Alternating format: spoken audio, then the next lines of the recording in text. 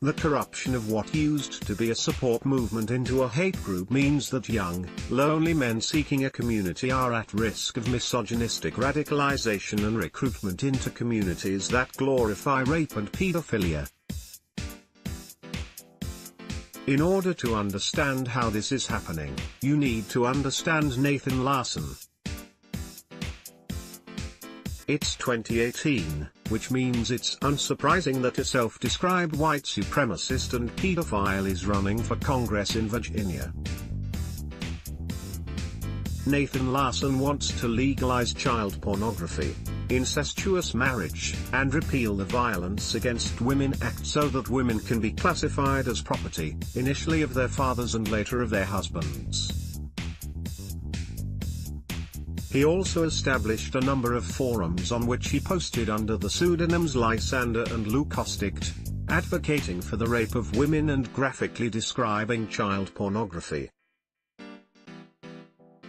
Larson was recruiting from the incel community, which was brought to prominence following an incident earlier this year in which one of their number is alleged to have driven a van along a pavement in Toronto, killing 10 and wounding over a dozen others.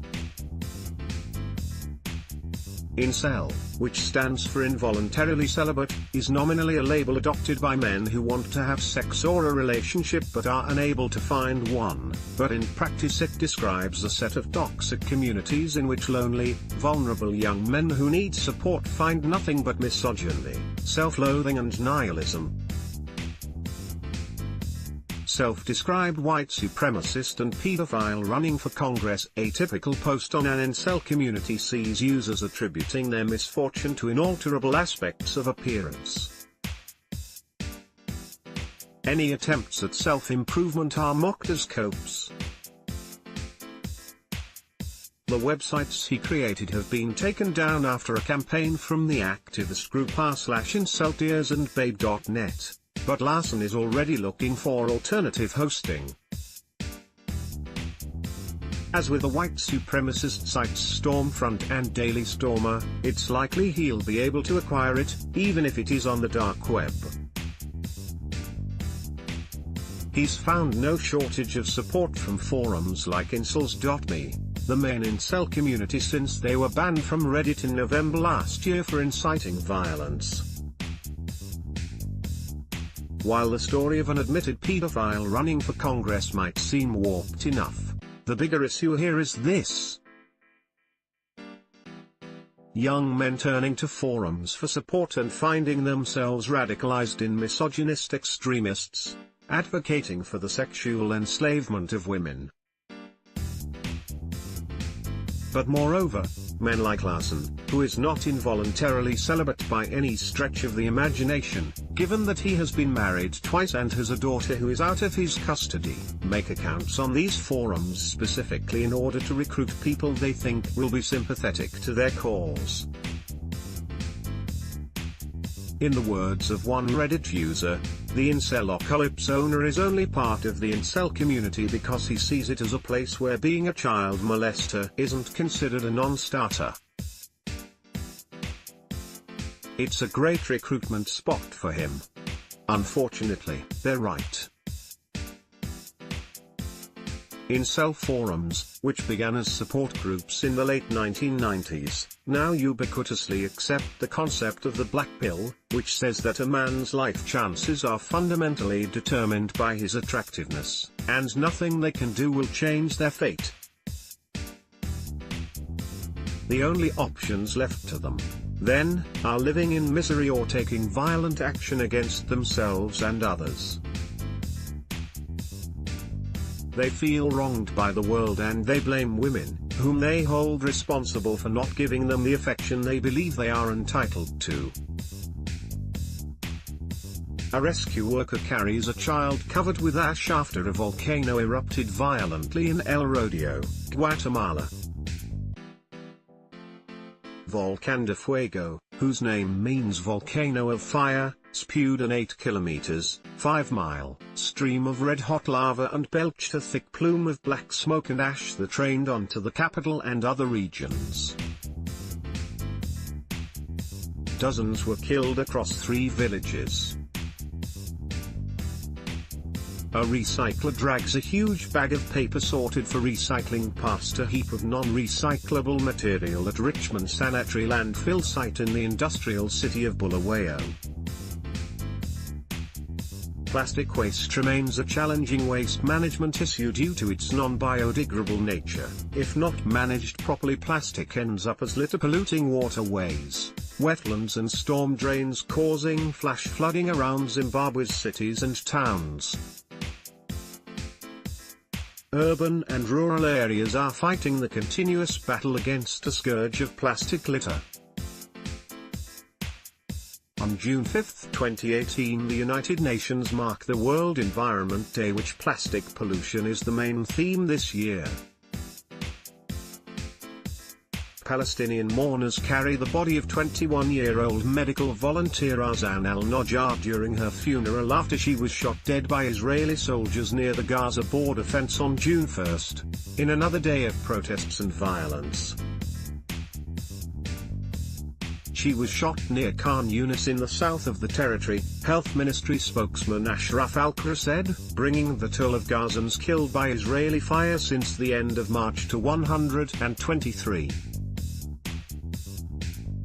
Spain's new Prime Minister Pedro Sánchez poses after a vote on a no-confidence motion at the Spanish Parliament in Madrid. Spain's parliament ousted Prime Minister Mariano Rajoy in a no-confidence vote sparked by fury over his party's corruption woes, with his socialist arch-rival Pedro Sánchez automatically taking over. Zinedine Zidane looks on after a press conference to announce his resignation as manager from Real Madrid. He confirmed he was leaving the Spanish Giants, just days after winning the Champions League for the third year in a row. Worker cleans up the millennium migrants' makeshift camp along the Canal de Saint-Denis near Porte de la Villette, northern Paris, following its evacuation on May 30. More than 1,000 migrants and refugees were evacuated early in the morning from the camp that had been set up for several weeks along the canal. Police and ambulances are seen at the site where a gunman shot dead 3 people, 2 of them policemen, before being killed by elite officers, in the eastern Belgian city of Liege. French President Emmanuel Macron meets with Mamadou Gassama, 22, from Mali, at the presidential Élysée Palace in Paris. Gassama, living illegally in France, is being honored by Macron for scaling an apartment building over the weekend to save a 4-year-old child dangling from a 5th-floor balcony. Migrants wait to disembark from the ship Aquarius in the Sicilian harbour of Catania. Italy island awaits the official result of a referendum that could end the country's ban on abortion. Co-director of Together for Yes Alva Smith speaks to the media after exit polls suggested victory for the Yes campaign. Film producer Harvey Weinstein arrives at the 1st precinct in Manhattan, where he turned himself into New York police for sexual misconduct charges. Russian President Vladimir Putin, meets with his French counterpart Emmanuel Macron at the Constantine Palace in Strelna, outside St. Petersburg, on May 24, 2018. People protest out at the Tamil Nadu House after at least 10 people were killed when police fired on protesters seeking closure of plant on environmental grounds in town of Thoothukudi in southern state of Tamil Nadu, in New Delhi. People demonstrate in Paris during a nationwide day protest by French public sector employees and public servants against the overhauls proposed by French President Emmanuel Macron, calling them an attack by the centrist leader against civil services as well as their economic security. Newly appointed Catalan President Quintero arrives to visit jailed Catalan separatist politicians at the Extremera jail near Madrid. Venezuelan President Nicolás Maduro casts his vote during the presidential elections in Caracas. Maduro was seeking a second term in power. Channelized lava emerges on Kilauea volcano's lower reef drift zone on Hawaii. The USGS said on its website that a fast-moving Pahoehoe lava flow that emerged from Fissure 20 continues to flow southeast, with the quickest of three lobes progressing at 230 yards, 210 meters, per hour.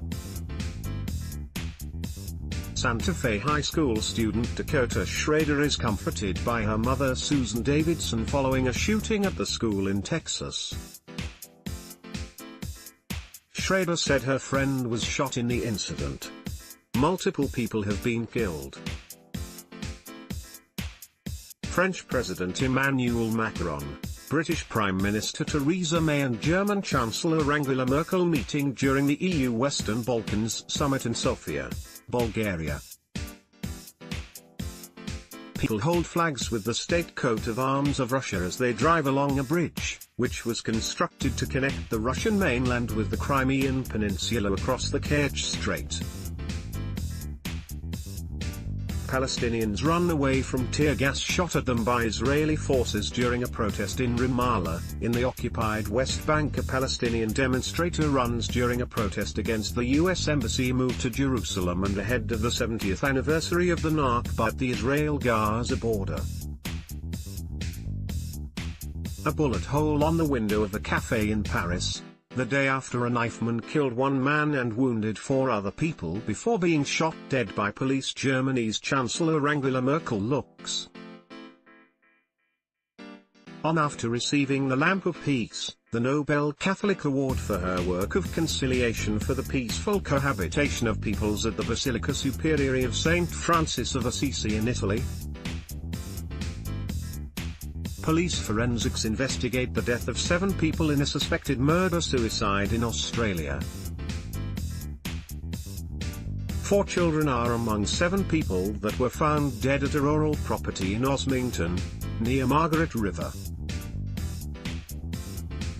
Detectives are investigating the incident, which was said to be treated as a murder-suicide, media reported. 2 firearms were found at the scene, Western Australia police said. Missiles rise into the sky as Israeli missiles hit air defense position and other military bases, in Damascus, Syria. The Israeli military on Thursday said it attacked dozens of Iranian targets in neighboring Syria in response to an Iranian rocket barrage on Israeli positions in the Golan Heights, in the most serious military confrontation between the two bitter enemies to date. Iranian MPs burning a US flag in the parliament in Tehran. Iran said it will hold talks with signatories to a nuclear deal after US President Donald Trump's decision to withdraw from the accord, which it branded psychological warfare. President Hassan Rouhani also said Iran could resume uranium enrichment without limit in response to Trump's announcement. Newly elected Prime Minister of Armenia Nikol Pashinyan addresses the crowd in Republic Square in Yerevan.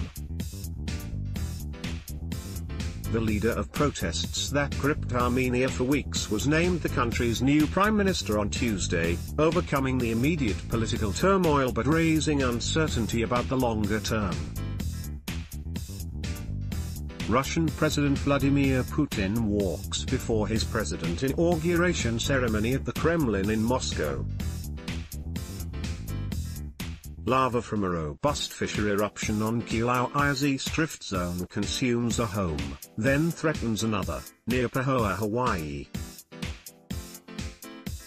The total number of homes lost within the Leilani Estates subdivision thus far is 21. And geologists from the Hawaii Volcanoes Observatory do not expect the eruption to cease anytime soon. A local state of emergency has been declared after Mount Kilauea erupted near residential areas, forcing mandatory evacuation of about 1,700 citizens from their nearby homes. The crater's floor collapsed on the 1st of May and is since then continuing to erode its walls and generating huge explosions of ashes. Several earthquakes have been recorded in the area where the volcanic eruptions continue, including a 6.9 magnitude earthquake which struck the area on the 4th of May. Russian police carrying struggling opposition leader Alexei Navalny to demonstration against President Vladimir Putin in Moscow. Thousands of demonstrators denouncing Putin's upcoming inauguration into a fourth term gathered in the capital's Pushkin Square. Chinese President Xi Jinping speaks at an event to mark Karl Marx's 200th birthday at the Great Hall of the People in Beijing. President Vladimir Putin meets with FIFA President Gianni Infantino in Sochi, ahead of the 2018 World Cup in Russia. Supporters of opposition lawmaker Nikol Pashinyan protest in Republic Square in Yerevan, Armenia. Pashinyan has urged his supporters to block roads, railway stations and airports after the governing Republican Party voted against his election as Prime Minister. Cubans march during the May Day rally at Revolution Square in Havana. The sky is the limit. A Saudi man and woman fly over the Arabian Sarawat Mountains in the first ever joint wingsuit flight in traditional dress. A symbolic leap of faith towards women's empowerment in Saudi Arabia.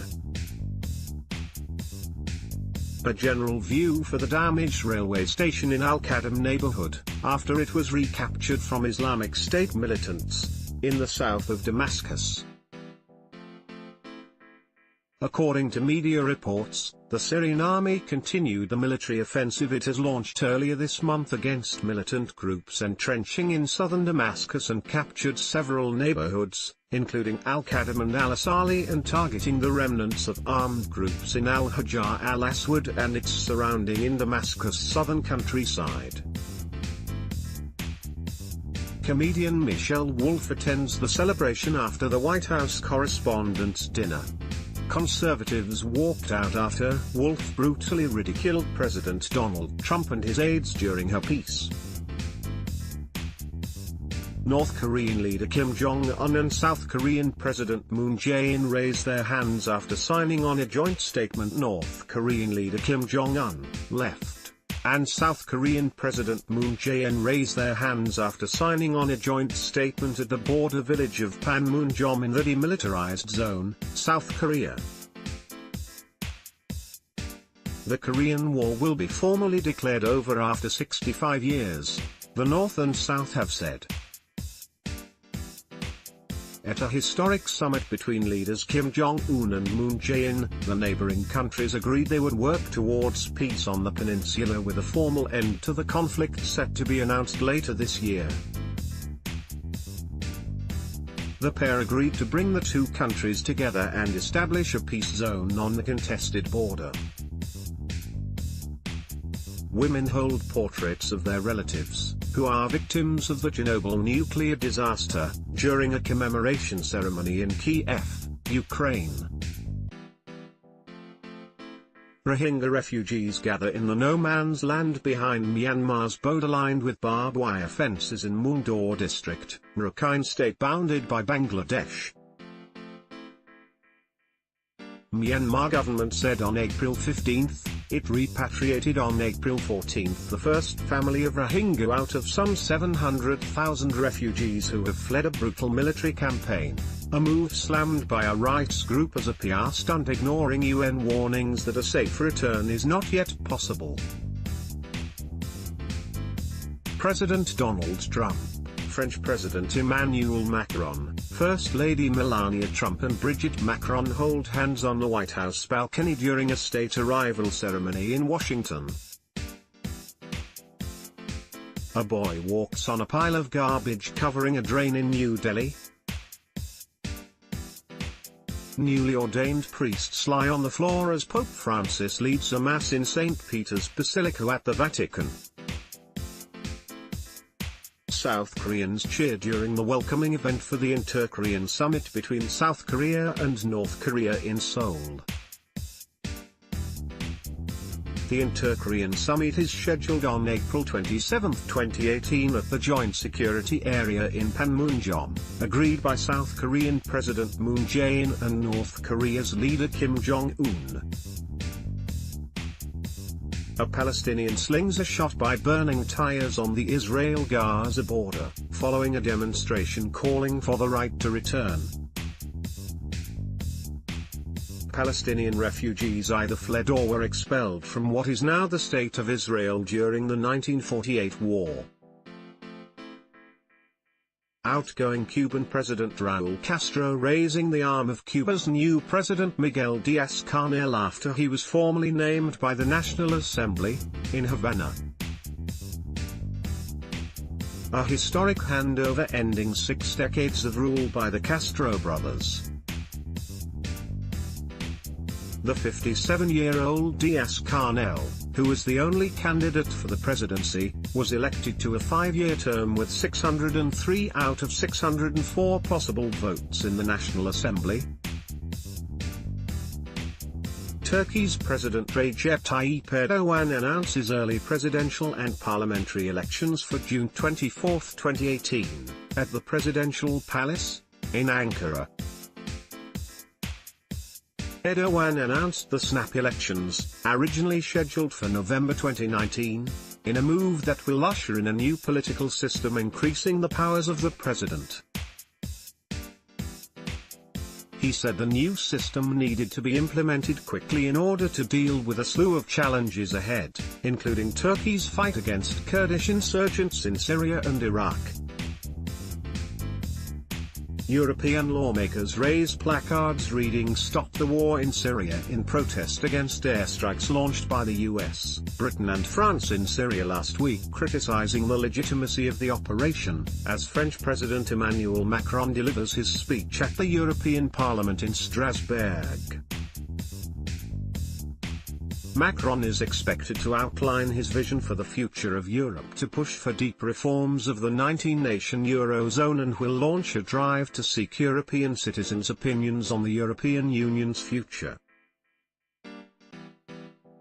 People participate in a protest against the rape of an 8-year-old girl in Kathua near Jammu, and a teenager in Unnao, Uttar Pradesh state, in Bangalore, India. Many of them advocate for the rape or enslavement of women, or for the state to allocate women to them as property.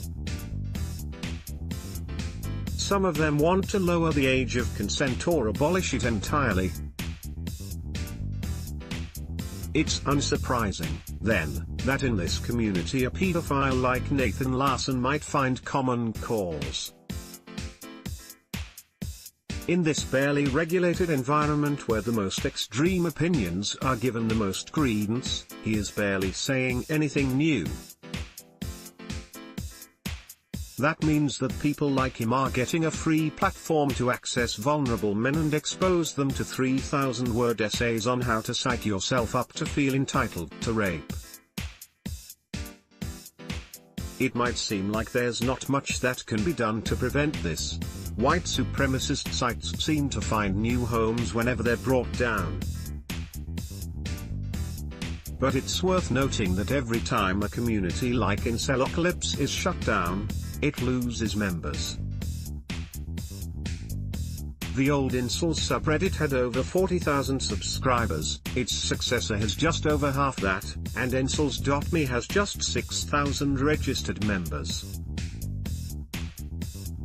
As these sites are driven further and further from the accessible surface of the internet, they become harder for potential new recruits to stumble upon.